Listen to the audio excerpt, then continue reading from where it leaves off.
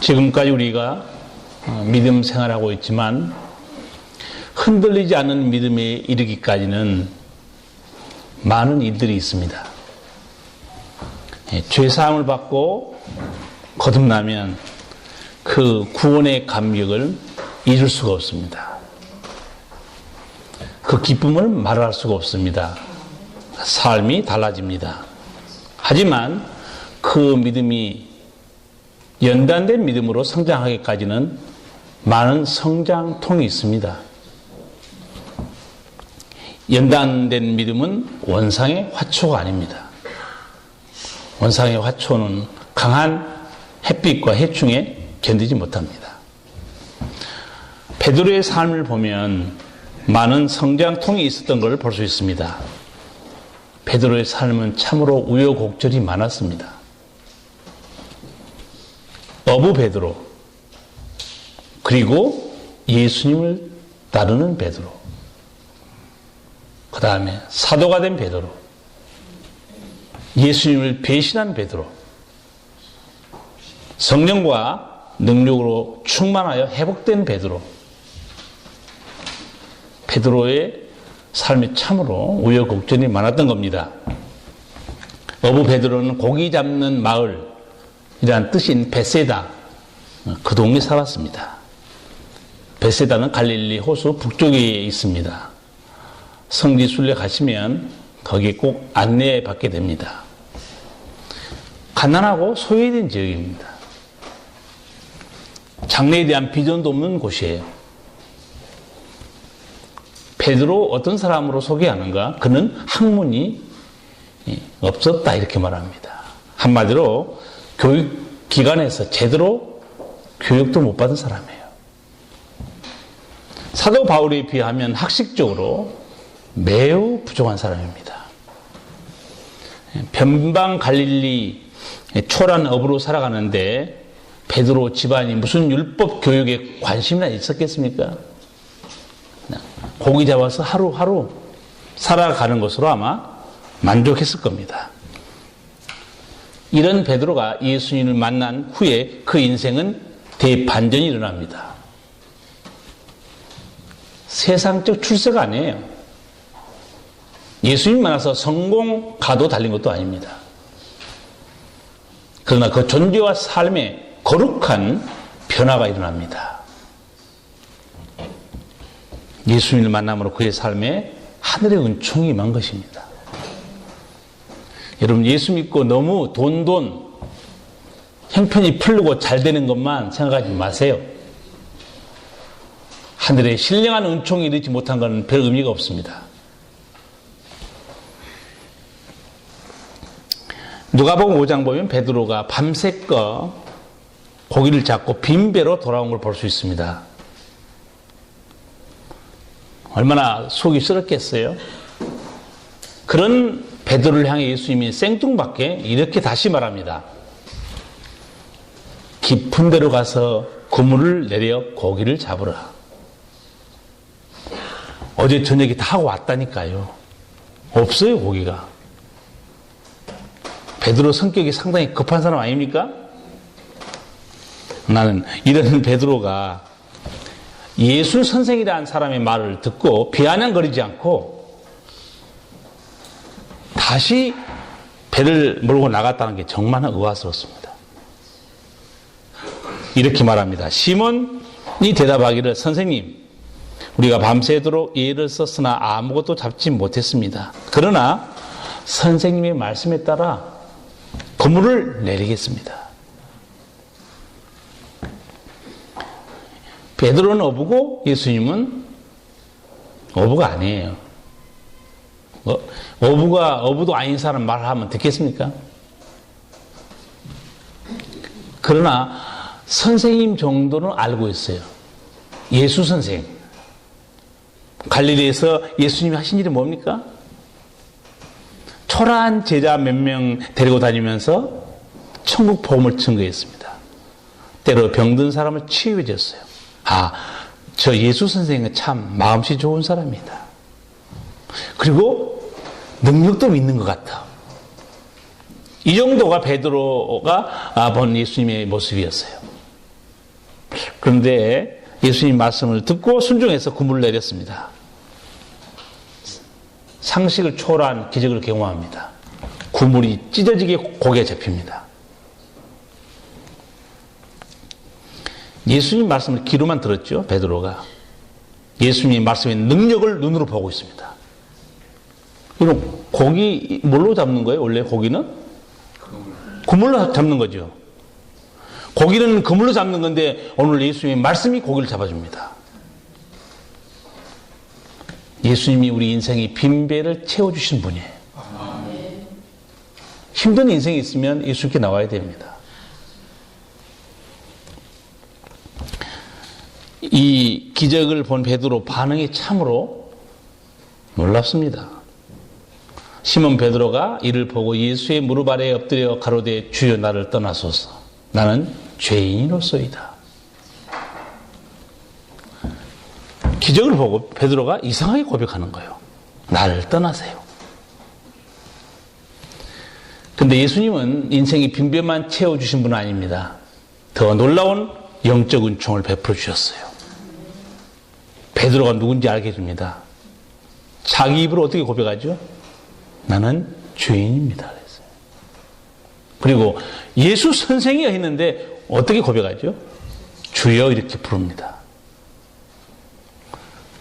예수님이 우리를 찾아와서 만나주실 때는 땅의 문제만 은총 베풀어 주신 것이 아닙니다.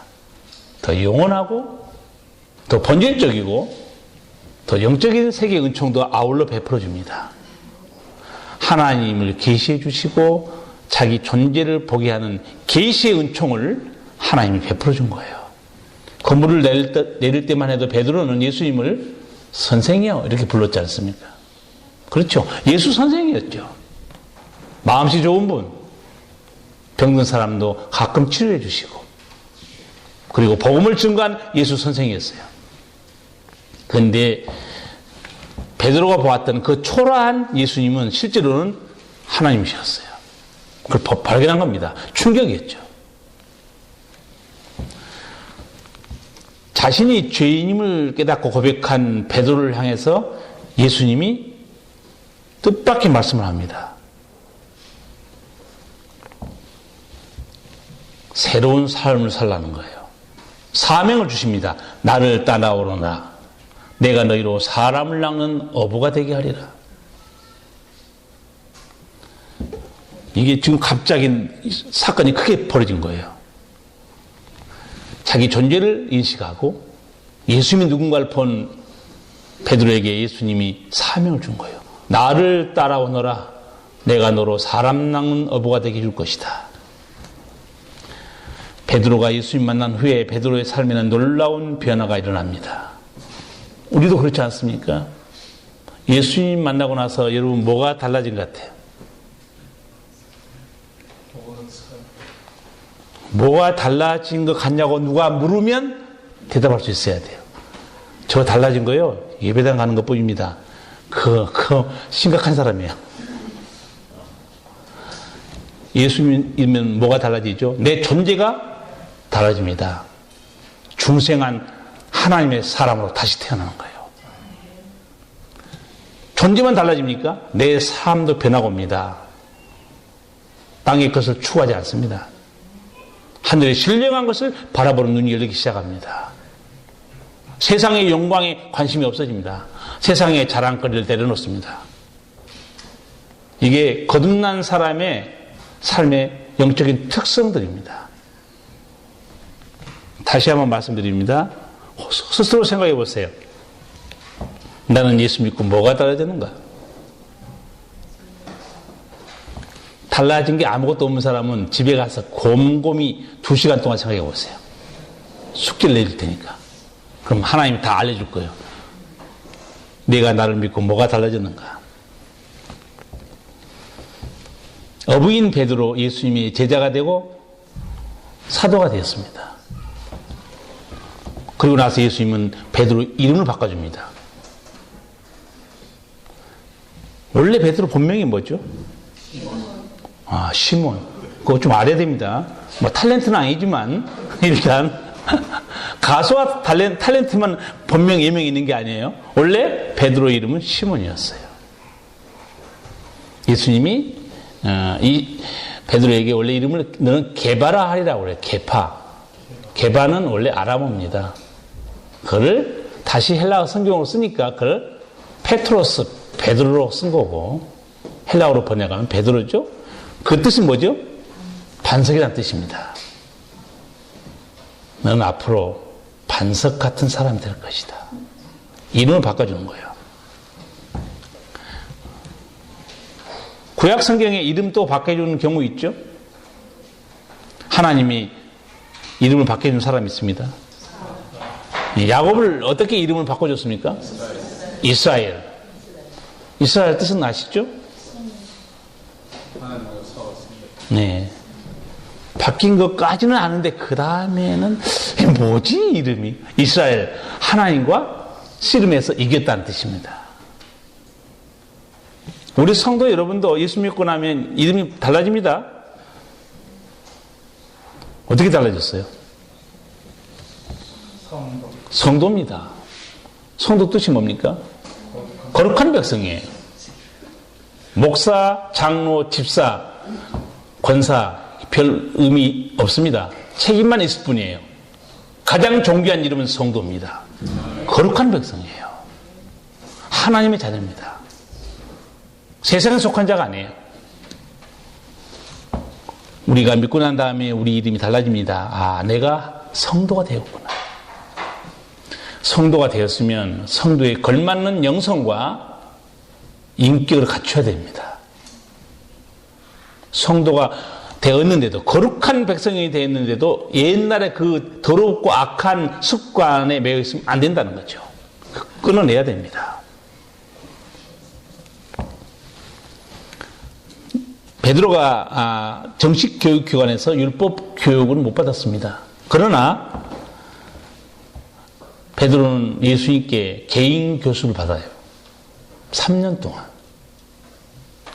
원래 베드로는 사도행전 보면 공부 배운 게 없다고 무시당하기도 한 사람이에요. 그런데 예수님께서 제자들을 불러서 3년 동안 개별적으로, 한마디로 가정교사나 마찬가지죠. 특별 교육을 시켜줍니다.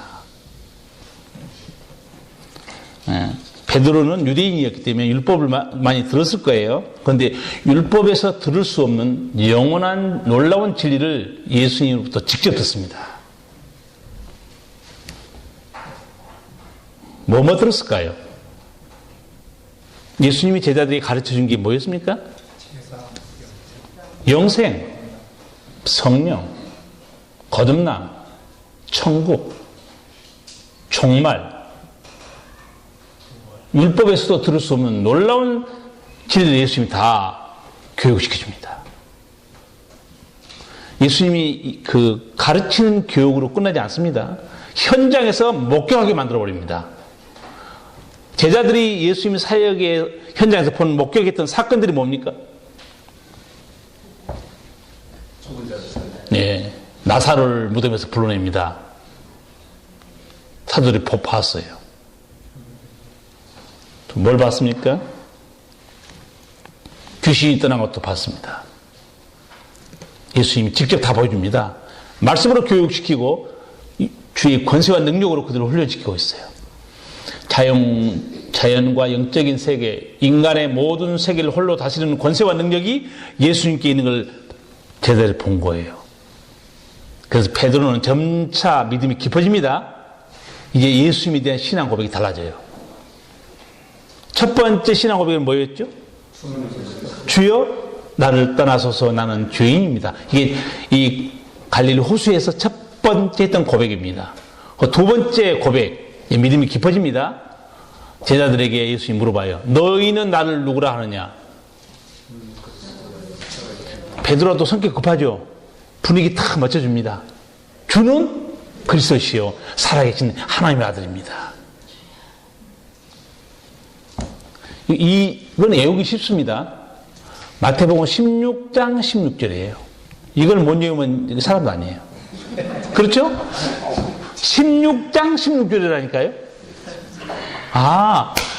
마태복음 16장 16절.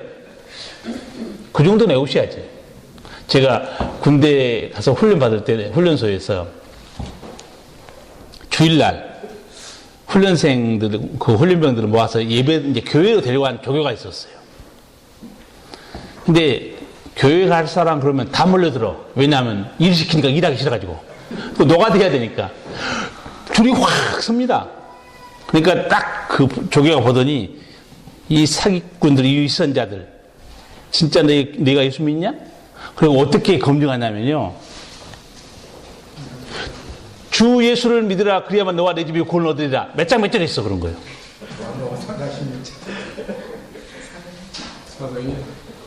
그거 신병교육 때 들어오는 장병들이 알겠습니까? 근데 저는 그걸 어떻게 외웠냐면 그 요한복음 16장 31절에 있습니다. 그래서 16 곱하기 2는 32인데 하나만 빼면 된다. 간단하게 외우자. 그래서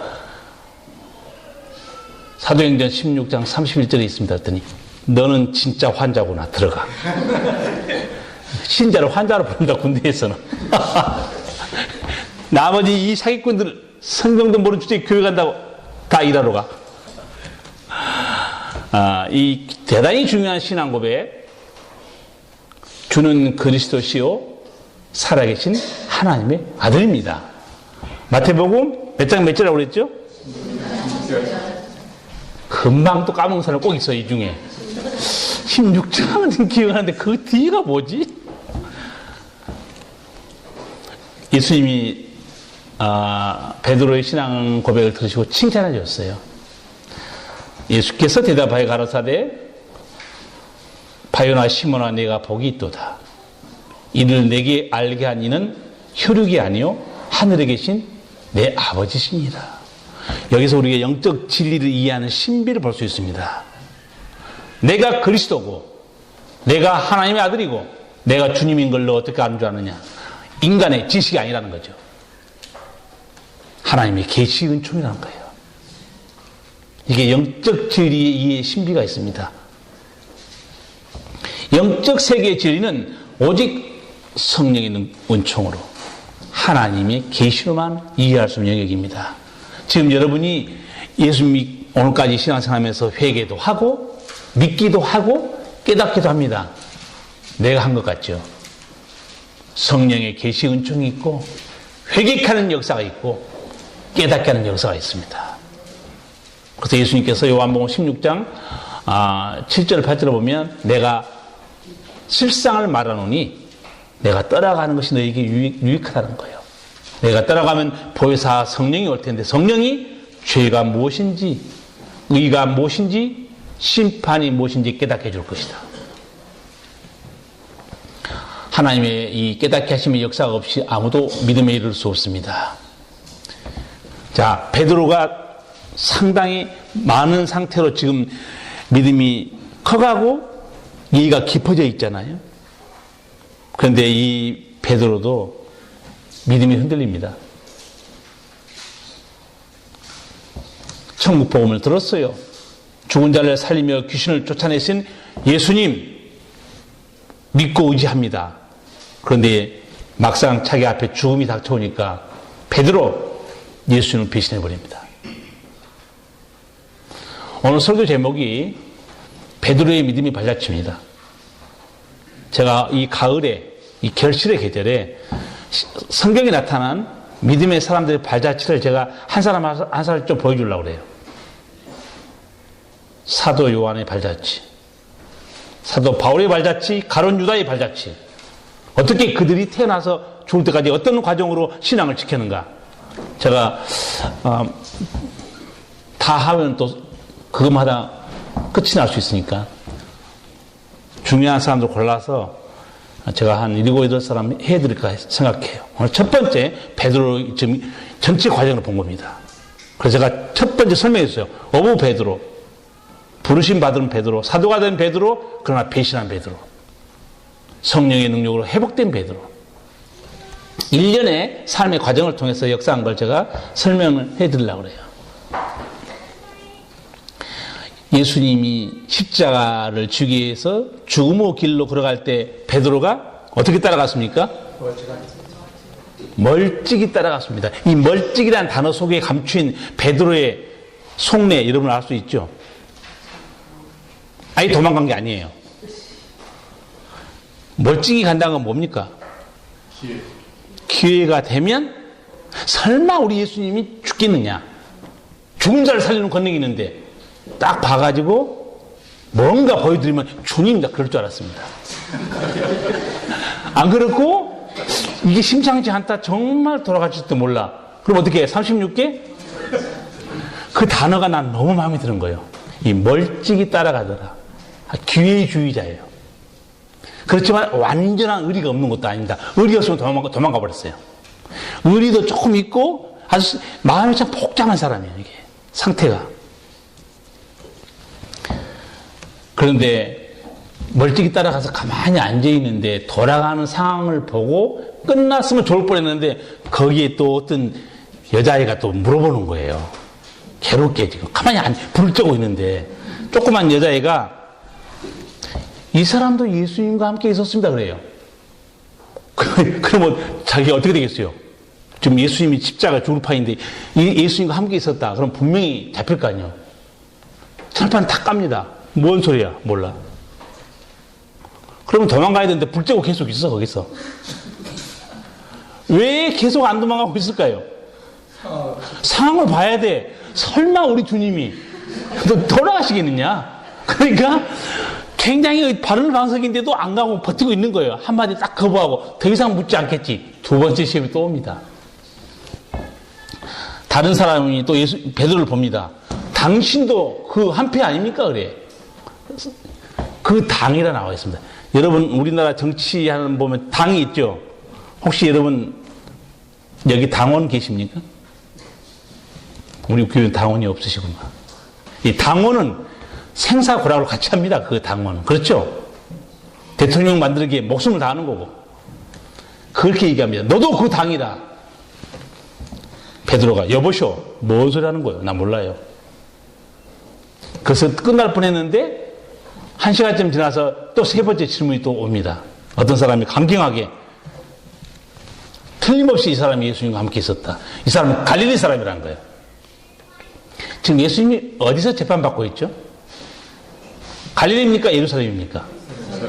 그러니까 굉장히 멉니다. 거리가. 한번 가보세요. 차로도 몇 시간 걸려요. 딱 보고 이 촌사람이고 갈릴리에서 온 사람이라는 거예요. 틀림없이 예수와 함께 있었다는 거죠. 부정합니다. 나는 당신이 뭔 소리 하는지 모르겠다고 그래요. 6일 모면했습니다. 넘어갔어요. 그때 무슨 일이 벌어졌죠? 닭이 꼭 끼어옵니다. 예수님 뭐라고 이미 말씀했습니까?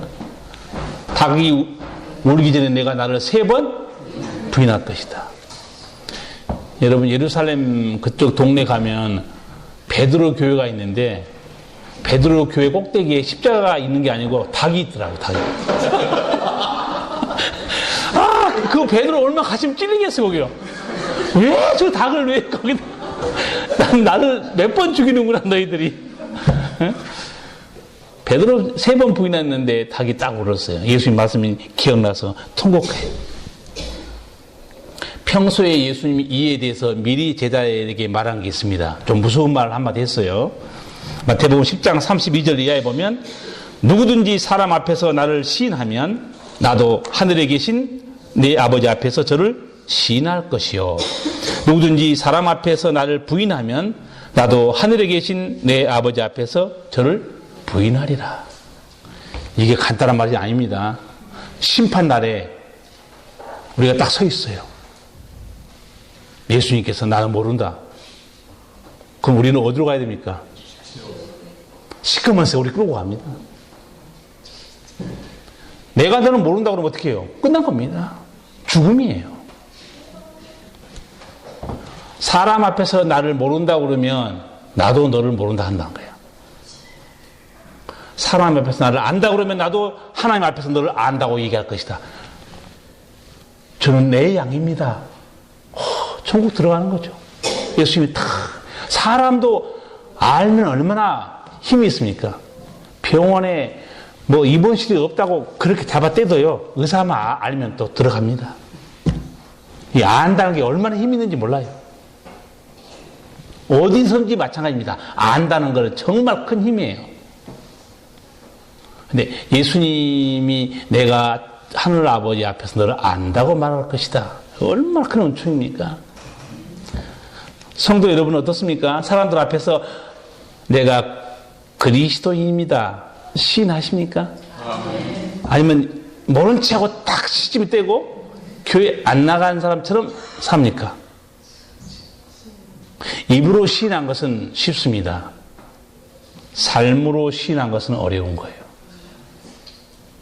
삶으로 시인한 게 뭡니까? 세상 속에서 말씀대로 사는 걸 말합니다. 세상과 타협하지 않는 영성을 말합니다. 믿음을 지키고 십자가의 길로 걸어가는 거예요. 삶으로 시인한 사람입니다. 입으로 고백하면 누가 못합니까? 예수님이 십자가의 죽음과 함께 다 끝날 줄 알았는데 예수님이 부활하십니다. 부활해서 제자들 찾아와요. 그리고 개인적으로 베드로와 대화를 합니다. 요한복음 21장 보면 예수님께서 세 번이나 배신하고 저주했던 그 베드로에게 예수님이 말씀한 게 나와요. 21장 15절 이하에 보면 예수께서 시몬 베드로에게 이르시되 요한의 아들 시몬아 내가 이 사람들보다 더 나를 사랑하느냐 하시니 가로되 주여 그러하이다. 내가 주를 사랑하는 줄 주께서 아시나이다. 가라사대 내 어린 양을 먹이라. 세 번 똑같이 물어봅니다. 베드로가 몇 번 부인했죠? 딱 세 번 부인했죠. 하여튼 민망하게 또 세 번 계속해서 물어보는 거예요. 내가 나를 사랑하느냐. 우리말이나 영어 성경에는 이 깊이를 좀 보기 어려워요. 그냥 Do you love me? 사랑 그렇게 돼 있어요. 근데 헬라어 성경은 다릅니다. 처음 두 번째까지 베드로한테 물어볼 때 예수님이 어떻게 물어보냐면 아가페라는 단어로 물어봅니다. 아가파스메 이렇게 물어봐요. 하나님 사랑으로 나를 사랑하냐 물어봐요. 베드로는 아가페라는 단어 못 씁니다. 내가 사랑하는 줄 주께서 아시지 않습니까? 베드로가 사용한 단어는 친구 사랑이라는 단어를 씁니다. 필로세 이렇게 말합니다. 필로스가 친구 사랑이에요. 의리가 있는 정도에 불과해요. 그러니까 세 번째는 예수님이 친구 사랑으로 질문해 버립니다. 필레이스메 이렇게 물어봐요. 그러면 친구 사랑으로 나를 사랑하냐 물어봐요. 베드로는 세 번 다 똑같이 필로세 이렇게 말합니다. 세 번 다. 그러니까 베드로는 하나님 사랑으로 예수님을 사랑한 게 아니었다는 걸 자기가 고백한 거예요. 우리말 성경이랑 그냥 보면 세 번 다 Do you love me? 이렇게 계속 반복되고 있지만 베드로가 예수님께 말했을 때 또 하나 단어가 또 하나 있는데 내가 주를 사랑한 줄 주께서 아신다고 말해요. 다 알고 있지 않습니까? 그 안다는 단어도 다릅니다. 처음에하고 마지막하고 달라요. 처음에 물어보니까 예수님이 나를 알지 않습니까? 그 단어는요 직관으로 알다는 단어입니다. 왜 물어보십니까? 주님은 속속들이 한눈에 쫙 다 보고 있지 않습니까? 내가 사랑하는지 안 하는지. 세 번째 쓴 베드로 주께서 아십니다 그 단어는요 체험을 통해서 알다는 단어입니다. 내가 어떤 사람인지 속속들이 다 경험해 보았지 않습니까? 그 말이에요. 베드로가 얼마나 마음이 좀 아팠겠습니까? 예수님이 양을 치는 문제 한 가지만 물어봅니다. 내가 나를 사랑하느냐. 목회자도 마찬가지입니다. 목회자가 무슨 능력이 준비되어 있고 양을 사랑하고 그 두 번째예요. 예수님은 목사 될 사람들에게 뭘 물어보겠어요? 내가 나를 사랑하느냐. 그래야 하나님이라는 거예요. 안 그러면 성도가 힘들게 하고 목회 환경이 어려우면 하나님 사랑 못하면 도망가 버립니다. 부부생활도 마찬가지예요. 부부생활도 그 왼수 같지만 그 남편 하나 믿고 모진 시어머니 핍박과 서름과 압박 속에서 버티지 않습니까? 누구를 보고 시집 온 거예요? 이 사람이 남편 보고 이 사람 한 명밖에 없네. 누구 보고 시집 온 거예요? 남편 보고 왔잖아요. 그럼 남편이 힘을 줘야지. 여자들은 그거 꼭 물어보더라고. 당신 나 사랑해? 왜 물어보는 거예요, 그거? 저도 많이 질문 받았어요. 나는 사랑한다 말 한 번도 없어요. 왜냐면 짜증나가지고. 왜냐면 내가 이렇게 말해줬어. 사랑 안 하면 왜 사니 너하고? 아니 짜증 안 합니까? 사랑하니까 사랑하고 있는데 자꾸 확인하려고 그러면. 아 사랑한다니까 묻지 마. 근데 생긴 게 달라서 그런 것 같아. 남자와 여자하고. 남자 여러분들 한번 물어볼게요. 여러분 자기 아내한테 당신 나 사랑해 말한 적 있습니까? 없잖아. 조용하잖아요. 남자들은 안 물어봐요. 아내한테 당신 나 사랑하냐고 안 물어봐요. 당연한 걸 가지고 왜 물어봐요? 남자는 안 물어봐요. 여자는 그 부분 확실히 의심이 많아. 그리고 한번 해주면요 지 입에 침이나 바르고 해라. 그러면서 좋아합니다. 근데 그건 그렇게 하나님이 창조하신 것 같아요. 예, 부부관계도 사랑이고 목회도 사랑입니다. 내가 나를 사랑하느냐, 내 양을 먹이라는 거예요. 그리고 나서 예수님이 3번 부인했던 베드로에게 이제 너는 복음을 위해서 살아야 된다. 그렇게 말씀한 내용이 나옵니다. 내가 진실로 진실로 내게 이르노니 젊어서는 내가 스스로 띠띠고 원하는 곳으로 다녔거니와 늙어서는 내 팔을 벌리리니 남이 내게 띠띠우고 원치 아니하는 곳으로 데려가리라. 이제 너가 내 종이 되면 사람들이 오라면 너 가야 돼 그 말이에요. 베드로 부르잖아요. 고넬료가 사람 보내서 베드로 선생님 좀 우리 집 와주세요. 가야 돼요. 목사? 가야 됩니다.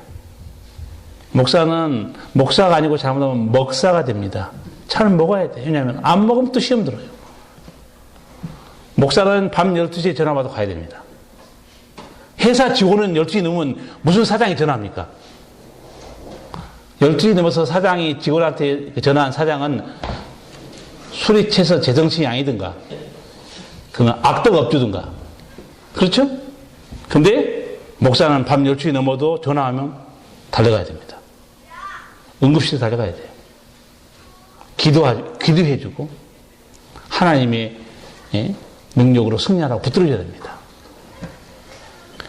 그래서 목사는 어떻게 보면 근로자가 아닙니다. 이 미니스트리라는 단어, 그는 원래 섬기다 봉사하다는 단어입니다. 그래서 이 미니스트리라는 단어, 영어 단어가 어디서 왔냐면 집사라는 단어 있죠. 영어로 디컨이고 거기 디아코노스입니다. 디아코노스는 봉사다, 섬기다는 단어입니다. 목사의 직은 섬기고 봉사하는 직이죠. 예, 저도 여러분에게 그런 말 잘 씁니다. 나는 택배 기사다 그래요. 택배 기사는 뭐 하는 사람입니까? 물건 배달해주는 사람. 나는 어떤 물건을 여러분에게 배달해줍니까? 천국 복음입니다. 배달할 때 제발 있으세요. 그래야 배달해주지. 없어. 교회 안 나와. 어떻게 배달해줍니까? 물건 받으러 여기 나와야지, 주일날. 새벽에도 나오고, 수요일날 나오고. 그럼 제가 친절하게 배달해드립니다. 생명의 말씀으로. 받으면 기쁨이 있습니다. 아, 놀라운 말씀이야. 너무너무 은혜로운 말씀이야. 우리에게 힘을 주고 변화시킨 말씀 아닙니까? 앞으로는 너가 너 마음대로 인생을 살 수 없을 것이다. 근데 이거는 3년 전에 이미 갈릴리 호수에서 만났을 때 사명을 주셨던 말씀입니다. 그 3년 전에 이미 뭐라고 말씀했어요? 나를 따라오너라. 내가 너로 사람을 낚는 어부가 되게 해줄 것이다. 지금 베드로에게 다시 사명을 주는 겁니다. 그런데 베드로는 좀 난감했을 거예요. 와, 내가 3번이나 부인했고 내가 무슨 힘이 있어서 앞으로 이 귀한 사역을 감당할까? 베드로는 뭐라고 콘서트 쳤죠? 죽는데도 주와 함께 가겠나이다. 다 주를 버릴지언정 저는 주를 버리지 않겠습니다. 만영이었을까요? 진실이었을까요? 진실이었겠죠. 그러나 중 앞에 딱 닥치니까 마음이 약해져 버린 겁니다. 이 마음이 약해진 베드로 제자들에게 예수님이 걱정하지 마라. 감당할 수 있는 능력을 줄 것이다. 그게 사도행전 1장 8절입니다.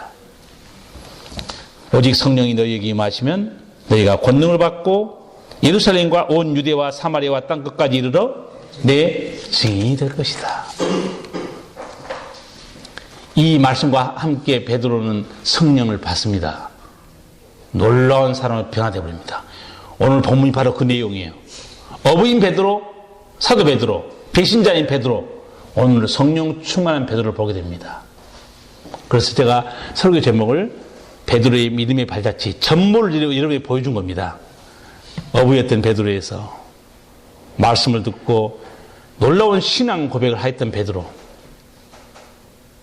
그러나 죽음 앞에서는 도망간 부인했던 베드로. 다시 예수님이 성령을 부어줍니다. 권능을 받습니다. 새롭게 달라지는 거예요. 예수님이 십자가에 죽는 것 때문에 두려워서 멀찍이 따라갔던 베드로, 너 예수님이 제자지? 아닙니다. 위기를 못 밀었던 배신자 베드로, 오늘 베드로에게 어떤 일이 일어나는가? 감옥에 갇혀도 두려움 없이 복음을 전하고 있습니다. 오늘 앞에 제가 안 읽었는데 18절부터 21절 같이 한번 읽겠습니다. 사도들을 잡아다가 옥에 가두었더니 주의 사자가 밤에 옥문을 열고 끌어내어 가로되 가서 성전에 가서 이 생명의 말씀을 다 백성에게 말하라 하며 저희가 듣고 새벽에 성전에 들어가서 가르치더니 대제사장과 그와 함께 있는 사람들이 와서 공회와 족속의 원로들을 다 모으고 사람을 옥에 보내어 사도를 잡아오게 하니 아멘. 복음을 증거하다가 옥에 갇혔어요. 그런데 누가 옥문을 열어줍니까? 주의 사자가 밤에 옥문을 열고 끌어내어 가로되 가서 증거하라. 사람이 지키고 있으면 뭐합니까? 천사가 열어버립니다. 눈 뜨고 당하고 있어요. 뭘 안 보이는 거예요. 여러분, 눈 뜨고 문이 열리고 제자들이 나간 거 눈 뜨고 당했거든요, 지금.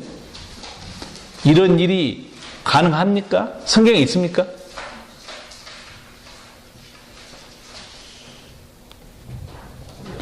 구약 성경에 기억 안 납니까? 어디 있는지 이 사건이? 소돔과 고모라 성에 천사들이 들어갔죠. 그런데 그 동네에 깡패들이 와가지고 너희 집에 온 손님 끌어내라고 그랬죠. 그때 천사가 나가서 어떻게 해요? 사람들의 눈을 어둡게 해버렸죠. 문을 찼으니까 못 찼습니까? 천사가 간단하게 손을 봤는데 앞이 안 보일 거예요. 천사가 지금도 활동할까 안 할까요? 이쪽은 대답이 없어요, 지금. 뭡니까? 오늘날도 천사는 활동합니까? 안 합니까? 한다고 말해야 될 것 같아? 합니다. 명령은 하나님이 하시고 집행은 천사들이 합니다. 성경 보세요. 그리고 예수님도 직접 말씀했어요. 수호천사가 있다고 그랬어요. 누구에게만? 거듭난 자녀에게 하나님이 수호천사 붙여놨어요. 예수님이 뭐라고 말하는지 알아요? 직접? 이 작은 자 하나 없이 여기지 말라. 그들과 함께 있는 이 지키는 천사들이 하나님께 보고한다고 그랬어요. 그러니까 여러분이 만약에 업신적이면 그 천사가 뭐라고 보고하겠어요? 저 못된 집사가 우리 주인을 갖다가 심히 괴롭히고 있나이다. 보고해버립니다. 조심하라고 그랬어요. 예? 함부로 소자이라고 업신여기지 말라고 그랬어요. 그 천사들이 하나님 얼굴을 배우느니라. 다 보고합니다. 그럼 여러분이 잘못 살면 어떻게 보고할까요? 천사가 하나님께 올라가서 저 주인은요 기도도 안 하고 술만 먹고 아주 힘들어 죽겠습니다. 좀 바꿔주세요. 믿음생활 잘하고 헌신하면 어떻게 보고하겠어요? 아 주님, 제가 맡은 하나님의 자녀가 너무 아름답습니다. 성령 충만하고요 말씀대로 살고 너무 아름답습니다. 그렇게 보고할 거 아니에요? 천사가, 하나님의 사자가 문을 열어버립니다. 또 나갔어요. 복음 전하고 있습니다. 그런데 문이 열렸는지 닫혔는지 문 지킨 사람은 전혀 모르고 있어요. 그렇죠? 23절에 보세요. 가로되 우리가 보니 옥은 든든히 잠기고 지킨 사람들이 문에 섰으되 문을 열고 본즉 그 안에는 한 사람도 없더이다. 눈 뜨고 당한 겁니다. 천사가 열고 닫고 감쪽같이 해버린 겁니다. 그 제자들은 지금 나와 있어요. 성전에 가서 외치고 있습니다. 놀랄 일 아닙니까? 아니 감옥에 가다놨는데 누가 끌어내냐 이거죠. 가보니까 문은 그대로 굳게 닫혀 있다는 거죠. 하나님이 복음을 위해서 기적을 베풀어 준 거예요. 또다시 체포되죠. 그래서 체포해서 또 세고 신문합니다. 우리가 이 예수란 이 사람 이 가르침 하지 말라고 그랬지. 신문한 게 나와요. 29절에서 32절 같이 한번 읽겠습니다.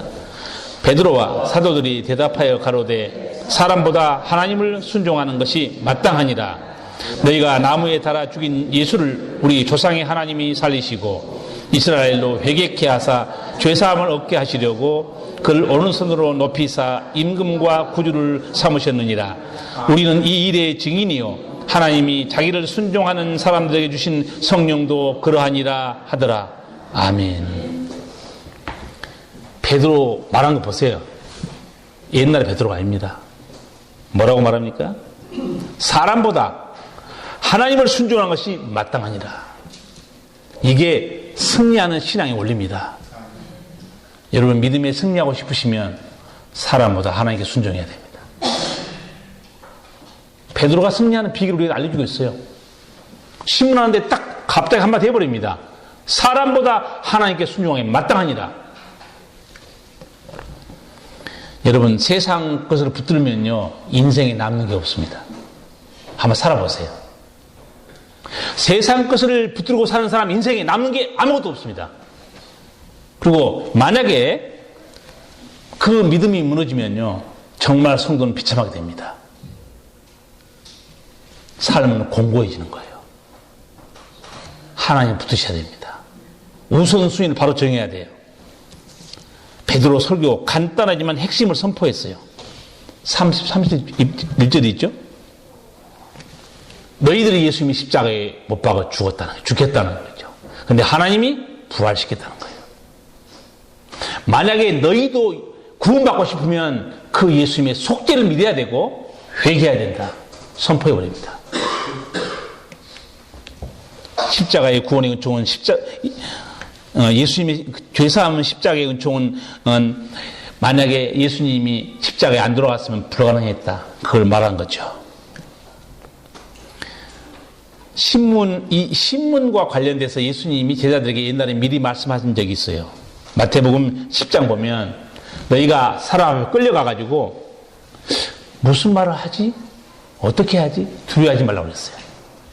벌써 뭐라고 말씀했냐면 어떻게 또는 무엇을 말할까 염려치 말라.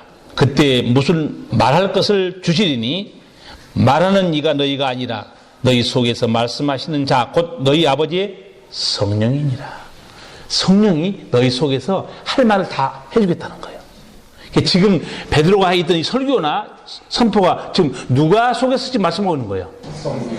아버지의 성령이 선포해 주겠다는 거예요. 예, 오순절날 사도 베드로가 설교할 때도 성령의 말하게 하심을 따라 복음 전하게 나와요.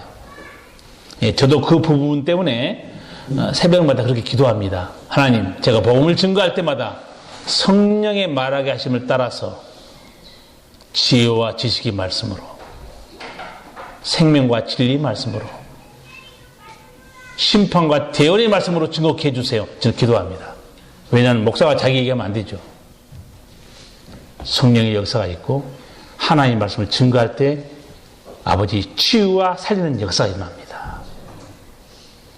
예수님은 제자들에게 미리 알려줬어요. 걱정하지 마라. 너희 속에서 말씀하시는 이가 계시다. 신비로운 일 아닙니까? 여러분이 복음을 전하다 보면 이걸 많이 체험할 겁니다. 복음을 전하다 보면 나도 모르게 성경 말씀이 막 기억납니다. 너무너무 유창하게 전도를 잘하는 거예요. 말씀을 잘 증거하고. 끝나고 나서 저에게 그렇게 말하는 사람도 있어요. 목사님, 내가 이렇게 성경을 많이 알았는지 놀랬다는 거예요. 내 스스로. 막 말이 저절로 막 나온다는 거예요. 내 안에 누가 역사하고 있습니까? 성령의 역사입니다. 베드로에게도 우리에게도 바울에게도 똑같이 성령이 역사하고 있어요. 그러면서 32절에서 베드로 이렇게 말합니다. 우리는 이 일의 증인이요 하나님이 자기를 순종하는 사람들에게 주신 성령도 그러하니라. 베드로가 우리가 증인이라고 말합니다. 어떤 증인이죠? 뭐에 대한 증인이었습니까? 예수님에 대한 어떤 사건에 대한 증인이요? 예수님의 전생애를 한번 볼까요? 예수님의 전생애를 보면 거기에 지금 베드로가 말한 우리가 증인이라 말할 때 어떤 것을 다 자기가 증언할 수 있습니까? 베드로는 예수님이 죽은 자를 살리는 현장에 거기 있었습니다. 목격자요. 증인입니다. 귀신이 떠나갈 때 거기 예수님 현장에 같이 있었어요. 목격자요, 증인이에요. 예수님께서 변화산에서 하나님의 본래 모습으로 빛과 같이 쫙 변해버립니다. 그 현장에 베드로 봤어요. 목격자입니다. 부활하신 주님 만났습니다. 얼마나 강력한 증인입니까? 내가 증인이라는 거, 우리가. 여러분, 증인은 힘이 있습니다. 법정에서도 증인의 진술, 진리입니다. 그렇죠? 증인이 증언해 주는데, 교통사고 우리 나고 나서 못 잡으면 어떻게 합니까? 그 교통사고 현장에 플랜카드 걸죠. 며칠 날 몇 시에 여기 사고 난 거 지나가다 본 사람 증언해 주시오. 증언해 달라고 그러잖아요. 근데 지금은 증언 안 해도 됩니다. 차 안에 다 박스가 있죠. 무슨 뭐 있죠? 여러분 그건 너무 잘하시네. 블랙박스 앞뒤로 다 찍어버립니다. 그렇죠? 그 돌리면 다 나와버립니다. 최고의 자동차의 증언자는 내가 보기에 블랙박스 같아요. 베드로는 우리만 증언한 건 아니라고 그래요. 성령도 그렇게 증언하고 있다는 거죠. 하나님이 자기를 순종하는 사람들에게 주신 성령도 그러하니라. 여러분, 성령이 아무에게나 역사합니까? 지금 이 성령이 누구에게 역사한다는 거예요? 하나님이 자기를 순종하는 자들에게 주신 성령입니다. 성령의 역사가 아무나 역사한 거 아니에요. 성령으로 거듭나서 말씀대로 살고 순종하는 자들에게 하나님의 영이 임합니다. 증언해 주는 거예요. 이미 예수님께서 사도행전 1장 8절에서 말씀했지 않습니까? 오직 성령이 너에게 임하면 너희가 권능을 받고 예루살렘과 유대와 사마리아와 땅끝까지 이르는 내 증인이 될 것이다. 보세요. 누가 그 증인의 역사에 함께 있는가? 성령이라는 거죠.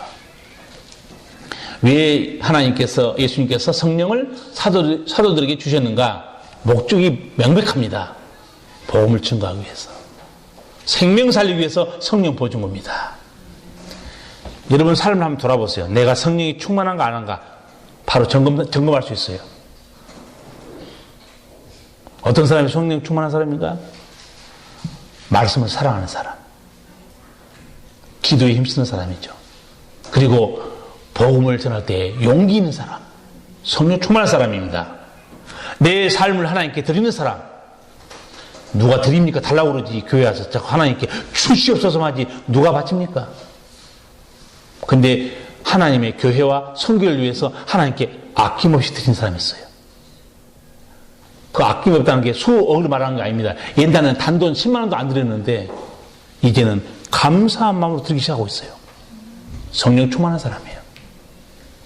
십자가의 길을 기쁨으로 걸어간 사람입니다. 세상 사람이 볼 때 미친 거예요. 그러나 이 미친 게요, 인간의 힘이 아닙니다. 아무나 미친 줄 압니까? 아무나 예수님께 미친 줄 아세요? 성령 충만한 사람은 미칩니다. 맑은 정신이 있는 사람은 교회 다녀도 저 사람 미친 것 같아. 예수님한테. 그거 아무나 못 미쳐요. 나는 여러분이 미치길 바라는데 여러분이 거부한 사람이 많은 것 같아. 그러다가 목사님인데 모든 걸 다 바치면 어떡합니까? 나 먹고 살아야 되는데. 안 죽어요, 바쳐도. 여러분이 드리면 천국에서 보화가 있다고 예수님 말씀했죠. 근데 보화가 있다는 진리는 진리고 나는 여기서 살아야 되겠다는 거예요. 안 맞습니다, 잘. 미친 사람만 초대교회 보세요. 사도행전 2장에 자기 걸 팔아 사도들 앞에 갖다 놉니다. 교회에 나와서 다 주님께 기도로 달라고만 하지 주시옵소서 막 그러지 누가 드립니까? 성령 충만한 사람, 아무 일에든지 하나님 먼저 생각하는 믿음으로 변화된 겁니다. 오늘 본문을 통해서 우리가 들어야 될 하나님의 음성이 뭐겠습니까? 성령으로 거듭난 사람, 그 구원의 감격 잊지 못합니다. 가슴이 뜨겁고 삶이 달라져요. 그러나 그 믿음 자라나는 과정에 성장통을 경험한다는 거예요. 베드로의 삶을 통해서 우리가 성장통을 봤습니다. 우리도 이런 성장통을 경험하고 있을 거예요.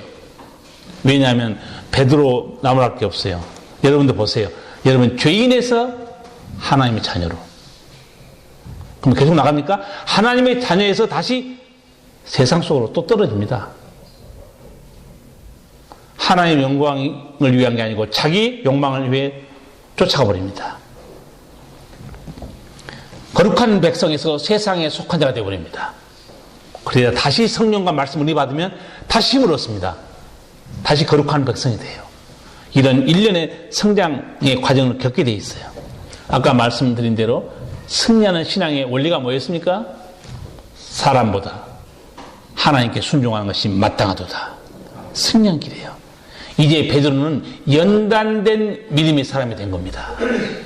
여러분, 연단된 믿음 흔들리지 않습니다. 그러나 연단된 믿음 아무나 가질 수 있는 게 아니에요. 연단받은 사람만 반석에 설 수 있어요. 예수님께서 베드로에게 처음에 이름을 바꿔줬죠. 너 반석이라고 해라. 결국은 예수님 베드로를 반석에 세워놓습니다. 말씀으로 훈련시키고 성령을 부어줍니다. 베드로는 다시는 흔들리지 않습니다.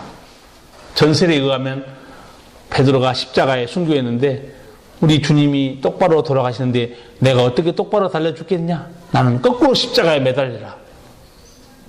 그런 전승이 있습니다. 그는 정말 반석인 신앙이 됐어요. 난 성도 여러분들이 작은 사건에도 무너지는 믿음이 아니고 이 흔들리지 않은 연단된 믿음 사모하고 추구하기 바랍니다. 아멘. 그래서 이 나그네 세월 지날 동안 헛된 것에 흔들리지 말고 이제 견고한 반석에 있는 신앙으로 하나님 앞에 섰을 때 칭찬받는 믿음이 되기 바랍니다. 아멘. 기도하시겠습니다. 거룩하신 우리 아버지 은혜를 감사합니다. 허물과 죄로 죽은 우리를 살리시고 베드로를 반석에 세운 것처럼 우리도 여러 사건을 통해서 말씀과 성령의 역사를 통해서 연단된 믿음의 사람들로 주께서 이끌어 주심을 감사합니다. 이 나그네 세월 지나는 동안 헛된 것에 마음을 뺏기지 아니하고 주님을 쳐다보면서 이 땅에 거룩한 흔적을 남기며 살게 하여 주시옵소서. 예수님 이름으로 기도하옵나이다. 아멘.